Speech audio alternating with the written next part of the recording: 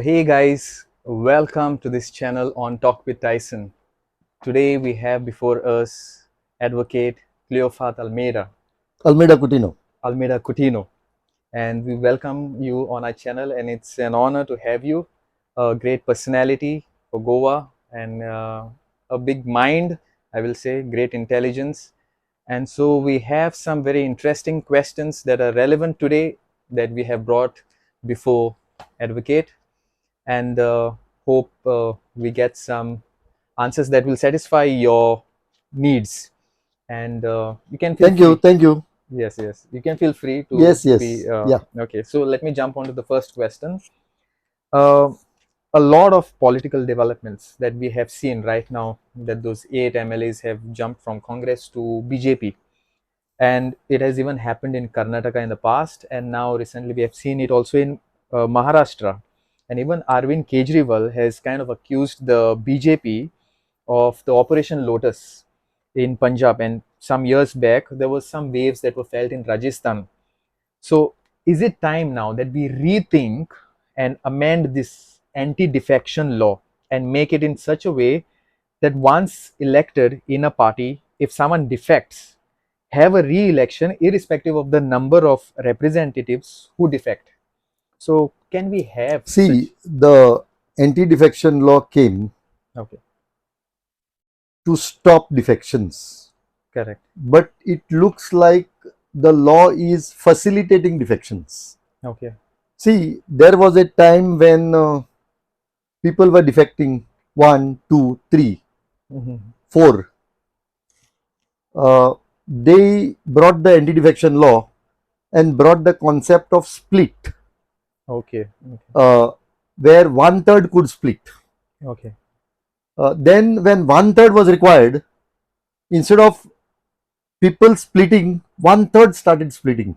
So it was Okay. like a wholesale defection. Okay. Now split is done away with. Okay. So the concept of merger is there. Mhm. So 2/3 are merging.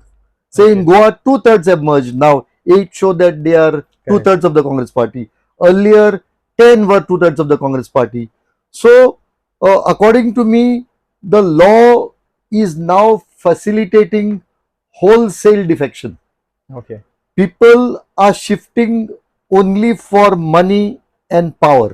Mhm. There is no other area based on which these defections could be justified. So it is only money and power. Somehow MLAs in the opposition feel that they can't remain on the opposition side, Mhm. but they have to shift to the ruling side. Look at the 10 who shifted last time. Correct. Except Babush, his wife, and Nilkant, all lost. True. Still, 8 have now ventured on defection. They may say they are not defected. They may say that they have merged. According to me, it is a defection. Only thing, there is a legal fiction of them not being disqualified. That's all. But Okay. it is a defection. Time has come when we have to have a relook at the law. I would say that it has to be very clear that some people say that you have to resign and contest elections again. Mhm. I don't advocate that. According to me, if you are elected on a party ticket, Mhm. you have to go home in case you wish to shift. In the sense, there is no question of resigning during that term. This entire Operation Lotus, it started in Goa during Parikar's time, where people resigned to contest elections. If you are on a party ticket, Mhm. the very party shows that you have a shared idea Correct. of politics, you have a shared idea of society. You have accepted that shared idea, Mhm. and that shared idea must last at least for a period of 5 years. So if you feel that you do not want to be in that party, you might as well go home. True. I think we have reached that stage in society. The whole question is, a person who shifts must hold no executive position. Mhm. He must not even contest elections. He Okay. must not be given any post under the government. He must not hold any position of office of profit. Okay. So if he takes money and gets out, so be it. So let him get out Mhm. at least by taking money. So Okay. that all at least we will not be in a position to prevent. Okay. Uh, the adjudication of law Mhm. must not be in the hands of the speaker. It must go to the High Court. There was a time when we were advocating that this power should go to the Election Commission.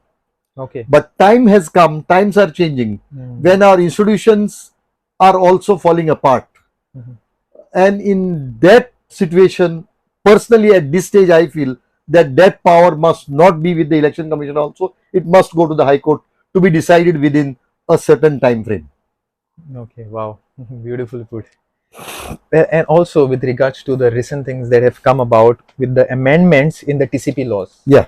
Okay, the rules again have disturbed the peaceful waters of Goa, and in the background, I'm speaking of the IIT that is planned in Sangay, and luckily it got scrapped. So now, what have you to say about the government? Why is it trying to bring more and more laws related to land acquisition? See, uh, IIT per se, Mhm. I don't think anybody is opposed to. Maybe Correct. there are some people who are opposed to IIT. Maybe. What they are opposing is IIT in a particular place. Correct. Now in Malauli, they Mhm. opposed because Mhm. it was forest cover. It Mhm. was land with lot of trees. Yeah. In Sangye, they are saying the land can be cultivated. Mhm. In Lolien, they opposed because they felt that they will lose their land. Okay. Now, government has land. Mm. Government has land which they are holding. Why does the government not tell us how much land is already available with the government? Mhm. See, so many SEZs got scrapped. Land was already acquired. What has Okay. happened to that land? We don't know. We don't Okay. know. You don't. Now in Farmagudi, it's a plateau. Mhm. Land is available. Why is the government not going there for Mhm. IIT? See, if the government comes out clear Mhm. on whatever land is available with them, Okay. I don't think people will oppose Mhm. IITs or IIM or any other institution. The problem in our state is Goa, we have the beaches on one side, Mhm. the other side there is forest cover. Okay. Uh, our forest cover is about 60% of our land mass. Mhm. Land is in short supply in Goa. Okay. Uh, the government must use the land in a very transparent manner. Mhm. The problem with the government policies are change in land use, Okay. whether for housing, commerce, or industry, Mhm. is done in such a manner that we all know what goes under the table. Goa Mhm. is too small a place Mhm. uh, for us not to know whom to Mhm. pay how much and per square meter True. under the table. True. From the time the regional plan 2011 got scrapped, Okay. from that time onwards, Mhm. somehow in Goa, the people don't trust the government with change in land use. Okay.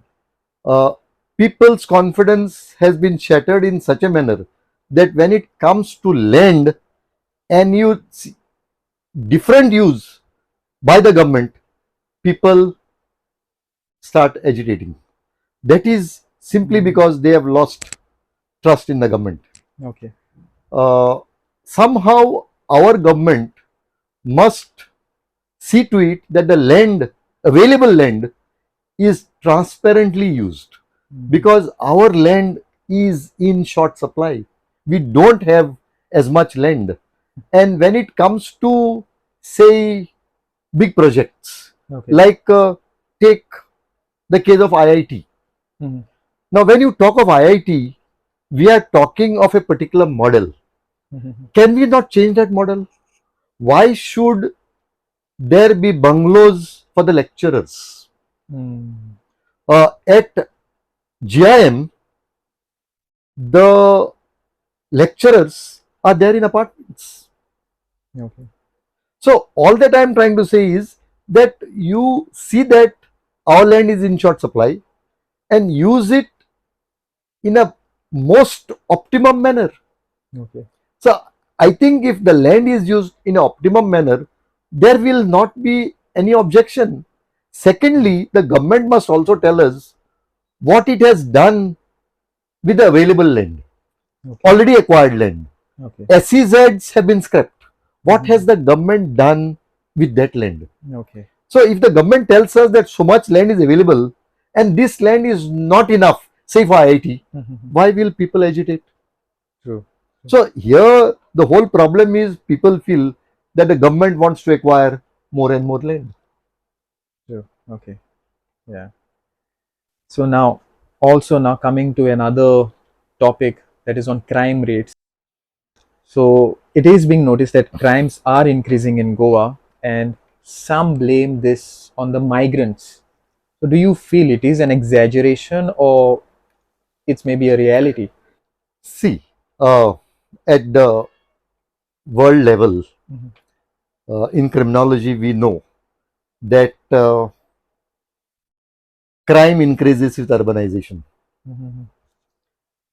Migration is a result of urbanization.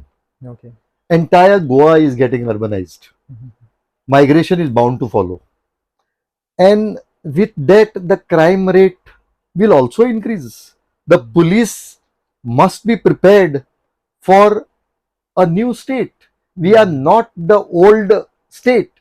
We are becoming urbanized. So the police must keep pace with the new type of crimes. Crimes.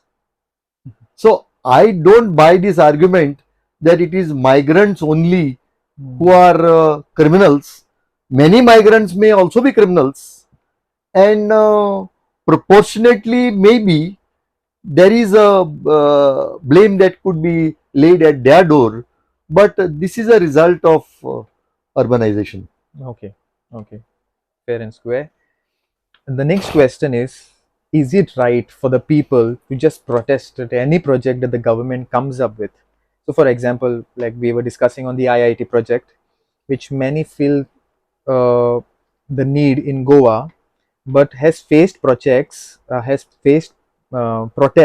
in Malaulim and now in Sangye.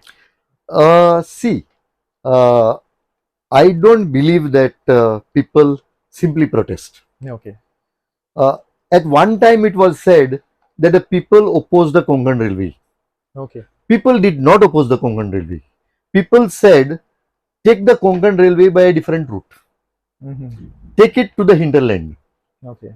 Uh, there was opposition to Nylon 66. Mm-hmm. There was opposition to Regional Plan 2011. It Mm-hmm. had to be scrapped. Okay. There is a opposition to now Goa becoming a coal corridor. See, Yeah. opposition has to be there. There is a opposition to the three linear projects. I mean, if you look at many of these projects which are opposed, they deserve to be opposed because they may overwhelm Goa. In the sense, Mm. I am not talking of opposition to IIT. And as I told you earlier, I don't think there is an opposition to IIT. There is an opposition at particular places being used as for IIT. Mhm. But that way there is no opposition to. But big projects are opposed because there is a fear that Goa is small and it should not get overwhelmed. Okay. One. Number two, in Goa, there is too much of green cover, Mm. and the very idea of Goa is Mhm. green Goa. So, Correct. if there is opposition to, say, polluting industries, there is a opposition to large scale mining. Mhm. What is wrong in that? Mm. And I would say if the regional plan 2011 was scrapped, the SEZ was scrapped, and now the new proposed amendments were scrapped. If 16B is scrapped, it is good. People got them scrapped. The government bowed down to the sentiments of the people, and the people may have to remain in a continuous agitational mode, because the government now tells us, yesterday only the chief minister told us that there is something called the investment promotion board, which will decide on change of land use, which will decide on conversion. If the investment promotion board is going to decide that, and if the people feel that this is not in their interest, then as the pointsman of that town and country planning minister, Vinayak Barne, says that there has to be development through consultation. Correct. This is simply because, and I repeat, the people don't trust the government. Okay. Absolute failure of trust issues. Okay. Okay. Fair. The next question, which is an interesting one, Goans being bracketed as non-patriotic, and the trend is slowly setting in. While we know that Catholic Goans too have contributed to the freedom and development of Goa. What are your views on that? See, the front-ranking freedom fighters in Goa has been Catholics. The top-ranking military, navy, army officers have been Catholics. Okay. I don't think anybody can question patriotism of Catholics. But what has happened is, in the entire country, a very vitiated atmosphere is being created, because it helps a section to other the other side and create an atmosphere of democracy of a majoritarian kind. See, and this is what we are seeing at the national level, and the same is getting replicated in Goa. At the national level, the Muslims are being othered. In Goa, the Catholics are being othered. This is not the Goan society which is doing this, but this is purely out of political motives. Yesterday, the chief minister told us that opposition to IITs come from Portuguese mindset. Now, does it mean that the people in Malawi who opposed the IIT also had Portuguese mindset? See, you can't other the other side in this manner. He may have felt that the major opposition to the big projects have come from, to a large extent, from Salsit, and Catholics have been on the forefront. The church has backed a large number of movements, but if the church had not backed the large number of movements, and if Catholics had not come forward in the fight against the 2011 regional plan, SEZs, the recent amendments to the TCP, I think the very idea of Goa would have been destroyed. According to me, the chief minister in particular and a section is totally wrong in taking such a view. But I would say this is pure political, with political motives, with an eye on elections. Okay. The society is being polarized, society is being divided only for electoral purpose, and it is not good for any democracy. It is not good for our society. It is not good for Goa that that such divisions come. Goa is Goa. People come to Goa because of our cosmopolitan nature. People come to Goa because the very idea of Goa is diversity. And if we are polarized in a manner like this, then the idea of Goa would be lost. Okay, very well said. And the final question for the day, and this is more personal for you. Now, you have had a long experience practicing law and analyzing political trends in Goa, especially, and which has made you the man you are today. So, do you feel that Goa is progressing in the right direction, or is there a deterioration in the real sense of being Goan? See, at a political level, there is total deterioration. Okay. Uh, and this is playing its role on the economy also. If I had just said now, earlier when I was talking to you, that the people don't trust the government, I believe that it is the government, the governance, and particularly land governance that is playing havoc with us. Somehow I feel that Goa is getting oversold. We are 15 lakh population. We can't be burdened with 90 lakh tourists. Okay. We must know what is our target. I understand we have to grow economically. I understand tourism is required. I understand industry is required. But all this has to be in a manner that the idea of Goa, the green Goa, why brand Goa is what it is. Retaining that, we will have to have policies. We must understand what is the tourism carrying capacity. See, we can't have a carrying capacity for mining which was rightly stopped. So somewhere down the line, maybe our tourism activity has to be halted because we can't go this way. Uh, Look at Goa. See, uh, housing is become extremely costly, uh, particularly in the north. Okay. Yeah. Uh, a apartment in south may cost you 65 lakhs. Okay. Same apartment, something called sea facing, will cost you 1 crore 65 lakhs. A crore is added to something called sea facing flat. And then these houses are closed.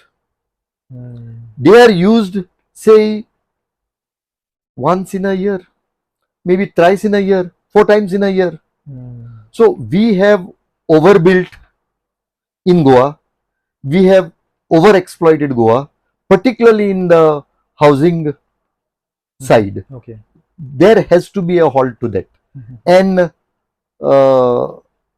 the recent amendments to the TCP also told us that the amendments are coming in furtherance of the tourism policy, that they want to have more rooms. We have reached a saturation level. Okay. So I feel that Goa is lost, is getting lost, but whatever is left has to be protected. Okay. Okay. So with that, we sum up today's session. Thank you. Yes, and those were quite some thought-provoking and very seasoned kind of talk. I had a really good time, good session, and I hope our viewers too also had some good time. Some things for us all to think, Goans and non-Goans as well. And we'll be back with some more contents. Please do subscribe to our channel and click the bell icon to be notified for our oncoming videos. Till Thank then, you. Thank you. take care and thank you very much.